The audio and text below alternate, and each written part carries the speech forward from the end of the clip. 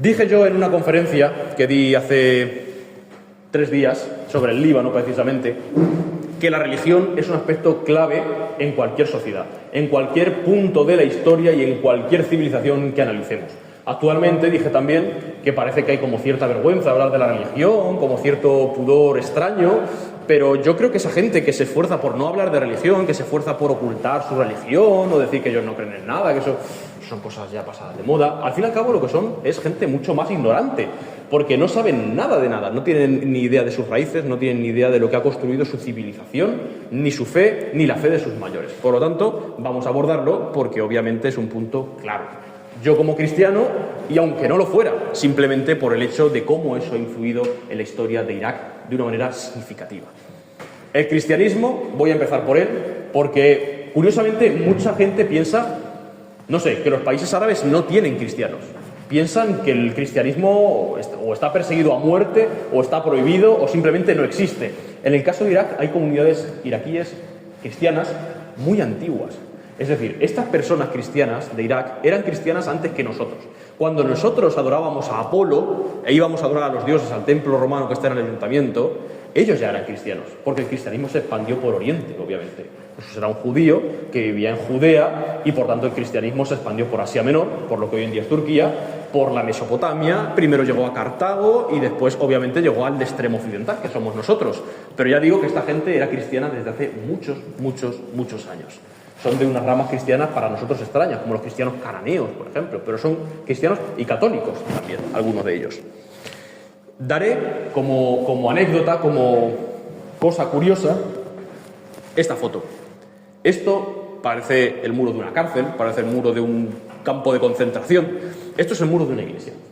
Los muros de las iglesias en Irak, en Egipto, en Marruecos y en muchos países árabes que yo he visitado tienen una altura considerable, son unos muros de mínimo 3-4 metros de altura, tienen un vallado sobre el muro, tienen una vertiente que cae hacia la persona que intente escalar para evitar la escalada precisamente, y encima tienen alambre de espino.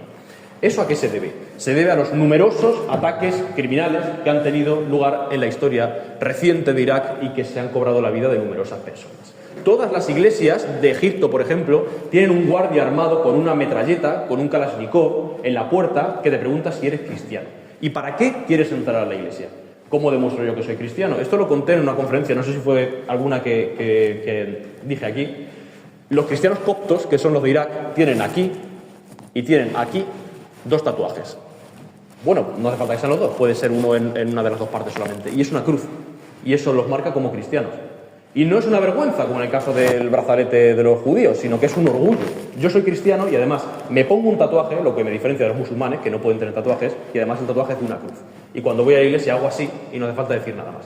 En mi caso yo no tengo ese tatuaje y me lo pedían, y yo al principio no entendía de qué me estaban hablando, así que me pedían el pasaporte, por lo menos que sea de un país cristiano. Si llego a ser, yo qué sé, de Turquía, vete tú a saber, de Irán, pues hubiese tenido serios problemas para entrar a la iglesia porque no puedo demostrar que soy cristiano. Aunque tengan la cruz, eso no es ningún símbolo para ellos porque se la puede poner un yihadista cargado de bombas para explotarse dentro, como ha pasado otras veces. Y esa iglesia es una iglesia de la que les quiero hablar a continuación. Es, creo yo, importantísima en la historia reciente de Irak y sobre todo de la historia de los mártires, que he estado comentando antes por aquí con algunas personas. Esta iglesia fuera tiene muros de hormigón semejantes al muro de Berlín, o sea, son muros antiexplosivos, con grafitis, con la cara del Papa, recientemente fallecido, con la bandera de Irak y con las banderas del Vaticano, porque el Papa visitó esa iglesia, y ahora veremos por qué. La visitó en 2021. Es la iglesia Sayyidat an-Najat, la Señora de la Salvación, y es una iglesia, es un templo con una historia verdaderamente triste. En octubre, a finales de octubre, creo recordar que el 31, concretamente de octubre del año 2010, hace ahora 15 años, todos estos bancos estaban llenos de fieles que asistían a misa de domingo, porque además era domingo, la misa de tarde, si no recuerdo mal también, cuando el sacerdote, para acabar la Eucaristía, dijo: pueden ustedes ir en paz en Alá, obviamente. Justo en ese momento, cuando la gente estaba a punto de salir de la iglesia, por la puerta trasera, por esa por la que yo entré y que ustedes ven en la fotografía, entraron 6 hombres encapuchados, con un pasamontañas, con armas automáticas, y dijeron, en medio del pánico que se creó, obviamente, dijeron que por favor todos los que estaban sentados en los bancos se pusieran de pie frente al altar. Ese altar que ustedes ven aquí, con una forma extraña, relativamente moderna, que ahora veremos por qué es moderna. Y cuando todos se pusieron frente al altar, abrieron fuego y los mataron a todos. En las dos escaleras que conducen al altar, mataron a más de 50 cristianos que estaban en misa y a los 2 sacerdotes que estaban oficiando y cooficiando la Eucaristía. Cuando uno entra allí, lo que se encuentra es todo de madera, huele a madera porque es nuevo, porque obviamente después de ese ataque los terroristas se inmolaron y aquello acabó hecho una ruina.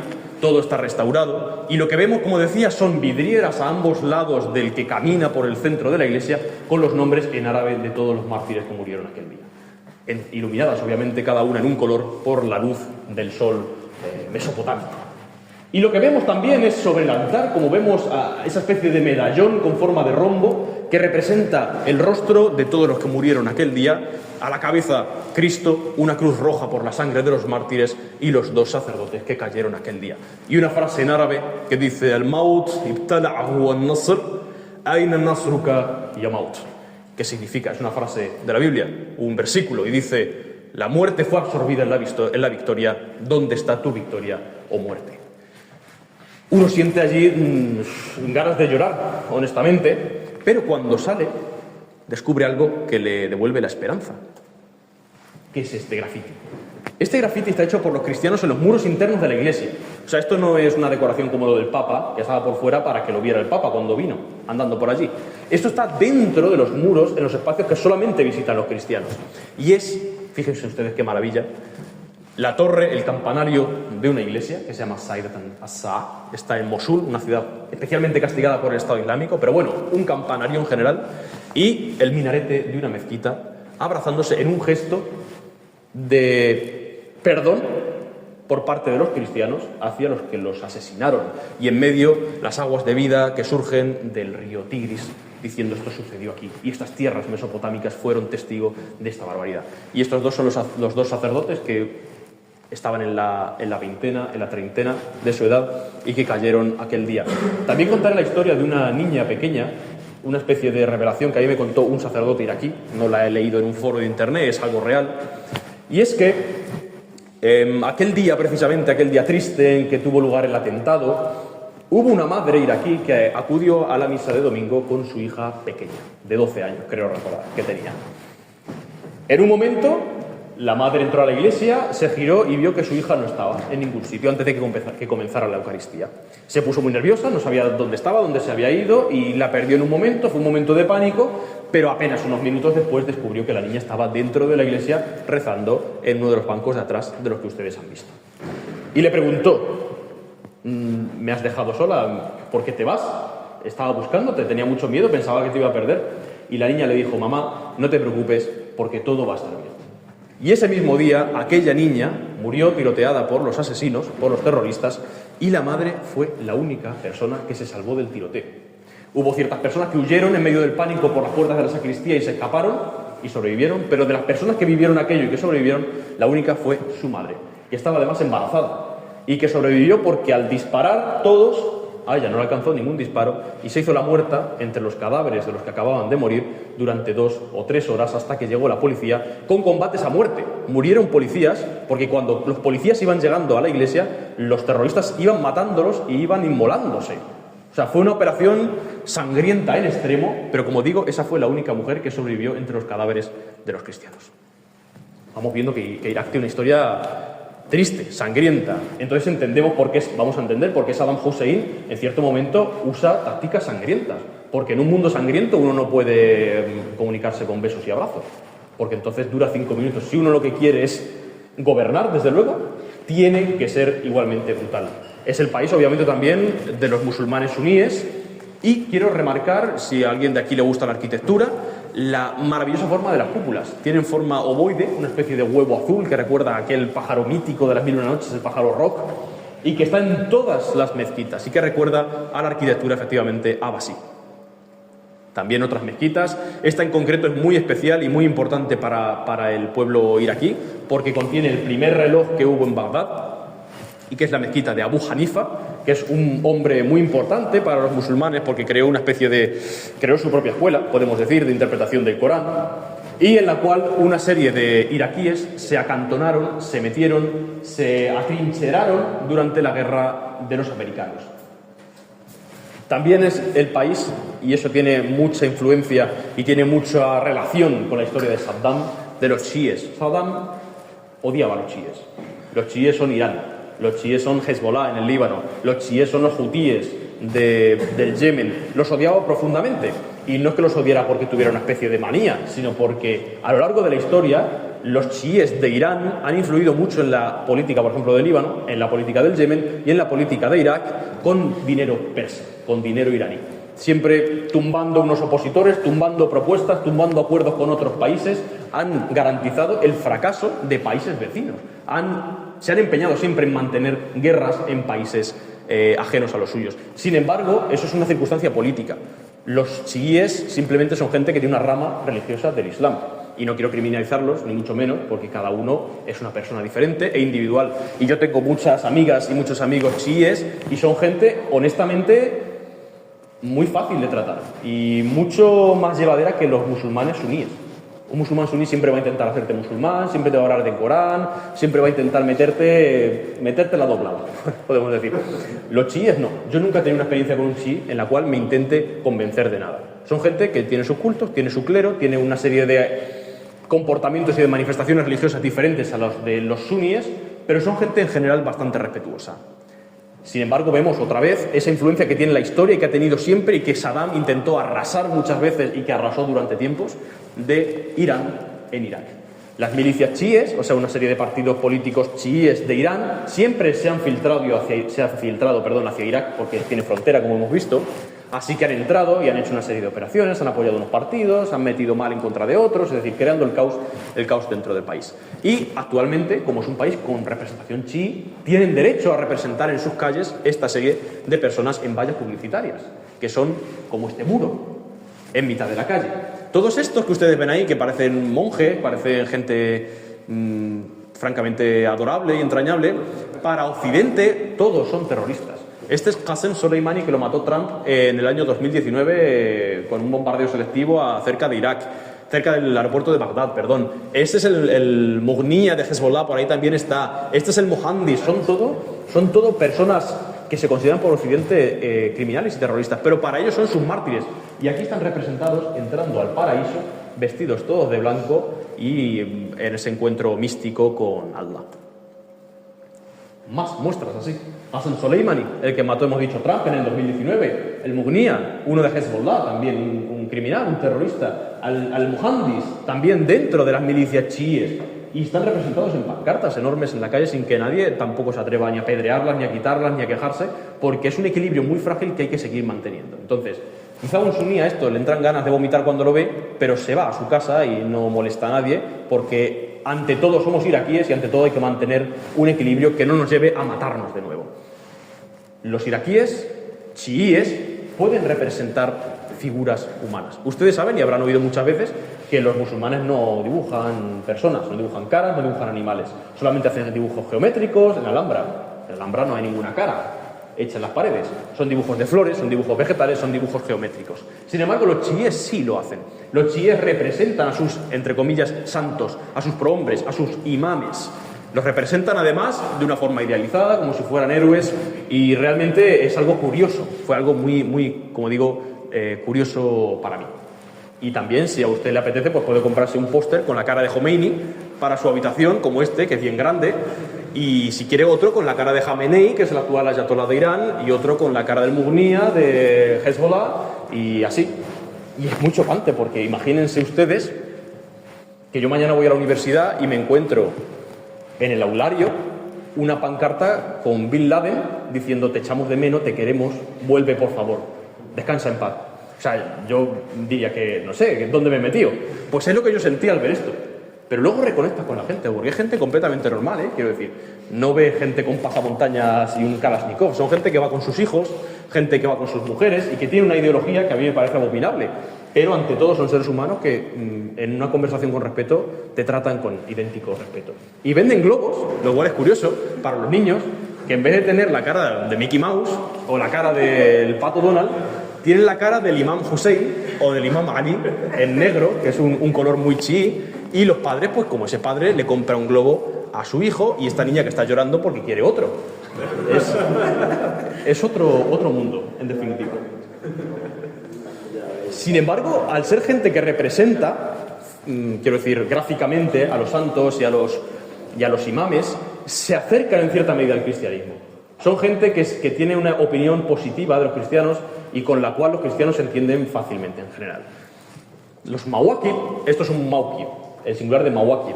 Los mawakib son tenderetes de comida, de bebida y de alojamiento gratuito que los iraquíes financian todos los años para los peregrinos que van a las tumbas de los imames. Si yo quiero visitar al imam Al-Qadr, al imam Hussein, al imam Ali, tengo que ir andando, necesito comida, necesito agua y necesito alojamiento. Las familias iraquíes, todos los días de la fiesta, cocinan comida, preparan bebida, gestionan un alojamiento y lo pagan todo de su bolsillo para los peregrinos. De manera que cuando usted va a la fiesta del Kadimía, se encuentran los mawkib, estos tenderetes de comida, con el nombre de un imam o de un prohombre. Usted va y le dice un kebab. Se lo da y usted se va. Todo gratis. Porque ante todo, lo que uno tiene que demostrar es la generosidad del pueblo iraquí. Y la generosidad para personas que están haciendo algo relacionado con Dios. Lo cual, sinceramente, es una de las cosas más destacables del pueblo iraquí. Y este en concreto se llama el tenderete de Jesucristo. Uno se llama del imam Hussein, otro del imam Ali, otro del imam Al-Qadem. Este en concreto ponen allí al imam Hussein en el momento que recibió las flechas en la batalla de Karbala, pero también ponen a Jesús. Porque para ellos Jesús es un personaje muy importante, no es el Hijo de Dios, pero es muy importante. Y a mí me pareció una cosa absolutamente increíble ver un tenderete de Jesucristo en Bagdad vendiendo kebab. También tiene muestras religiosas muy, muy llamativas. Todo esto parece que me estoy yendo del tema, pero en absoluto. Porque ahora vemos por qué Ida y el Saddam Hussein tenía tanta tirria a los chiíes. Porque a través de todas estas manifestaciones de fe intentaban controlar el país. Así al menos lo veía él. Así que lo primero que hizo, cuando llegó al poder, después de una serie de años, fue eliminar todas las muestras externas de religiosidad chií. O sea, no ya las pancartas con los mártires allí ensalzados, sino también sus expresiones de fe, como esto, representar a uno de los imames que fue encarcelado por los suníes, de verde, el color del Islam en general y concretamente el del chií, rodeado de billetes que la gente le ofrece para solucionar un problema a su vida, para intentar que interceda ante Dios, o esta representación del hijo de aquel hombre, el hijo de Hussein, el hijo del imam Ali, es decir, en concreto este Hussein, que murió en Karbala, muerto porque recibió una flecha en el corazón, y al cual todas las mujeres chiíes se acercan con sus abayas negras, se acercan al niño, que es un muñeco obviamente, representado como muerto, y mecen su cuna, para que todavía el hijo de Hussein, aún hoy en día, a pesar de que murió injustamente siendo un bebé, reciba el cariño y el cuidado de alguien que todavía se preocupa por mecer su cuna y dejar una vela. Los chiíes tienen las mezquitas, honestamente, que para mí son más impresionantes del mundo. A ver, no he visitado todo el mundo, pero dentro del mundo que yo conozco, y dentro del mundo musulmán, y dentro del mundo a su vez chií, son únicas. O sea, yo, honestamente, después de estar en Roma, en Venecia, de estar en París, yo no he visto una cosa igual en ningún rincón del planeta. Una sala en la que uno entra, pues esperando encontrar un templo, un sepulcro, algo más o menos llamativo, y que cuando accede se encuentra una cúpula colosal, toda ella recubierta de pequeños cristales que cuando se acerca descubre que no son cristales, sino que son espejos, con unas arañas de techo chapadas en oro, todo dorado, todo plateado, y que cuando uno camina y mira arriba se da cuenta de que todos esos espejos empiezan a reflejar la luz de las arañas de techo en posiciones diferentes, de manera que uno tiene la impresión, tiene la sensación de estar dentro de una geoda, esas piedras que por fuera son simples y dentro están llenas de brillantes, tiene la impresión de estar dentro o debajo, mejor dicho, del firmamento estrellado de una noche cuajada de estrellas. Como digo, eso yo no lo he visto en ningún lugar del mundo. Y es más, en el centro de esa sala, rodeada de gente que grita La ilaha illallah, Muhammad Rasulullah, no hay más Dios que Dios y Mahoma su profeta, o dice As-sala ala Muhammad wa nabi Muhammad, es decir, las oraciones sean con Mahoma y con la gente de Mahoma, y en la cual tú eres el único cristiano y tú eres el único visitante, y mientras te apretujan porque todos quieren acercarse a la tumba de Ali o de Hussein o del Kadim en este caso para tocarla, tú te sientes en un mundo efectivamente paralelo. Y como decía, en el centro de esa sala, el sepulcro, en este caso, de Al-Kadhem, ese imán. Es la mezquita del imán Al-Kadhem, completamente hecho de oro macizo, con incensarios incontables en su interior sobre el féretro, que además tiene telas y maderas nobles sobre sí, y que emiten, que arrojan al espacio las esencias de sándalo, de roble, de cedro, que llenan la estancia, y efectivamente eso confiere un aspecto, o confiere un matiz de estar en otro mundo, en otra realidad. Ustedes lo que ven aquí no son luces, o sea, no hay nada que sean luces aparte de la lámpara. Todos son los reflejos de esos pequeños espejos, no más grandes que una uña, algunos de ellos cromados, como estos, que, como digo, al caminar se iluminan, cada uno de ellos en un punto concreto de la travesía que uno está realizando hasta la tumba del imán en concreto, que está dentro de esa mezquita, y que es una maravilla para todos los sentidos. En concreto, este es uno de los lugares más santos para los chiíes, y en el cual los chiíes tuvieron prohibido acceder durante el gobierno de Saddam Hussein, o al menos hacer muestras de religiosidad, porque ahora veremos que las muestras de religiosidad de los chiíes no son baladí, o sea, no es simplemente lo que hemos visto, de vestirse de negro, de hacer representaciones, sino que hay algunas cosas que llaman bastante la atención y podríamos decir que hasta espantan. Vemos maravillas, o sea, puertas colosales comparadas con las personas de abajo, totalmente hechas de oro macizo. Esto está en Bagdad, la mezquita, como digo, de la tumba de Imam Al-Kadhem, que cuando yo fui estaba completamente teñida, o iluminada, mejor dicho, en colores rojos, porque se celebraba durante esos 3 días, bueno, 3 días de los 15 que yo pasé allí, se celebraba el martirio, la muerte, asesinado del Imam Al-Kadhem. Y este es el color del martirio para el Islam.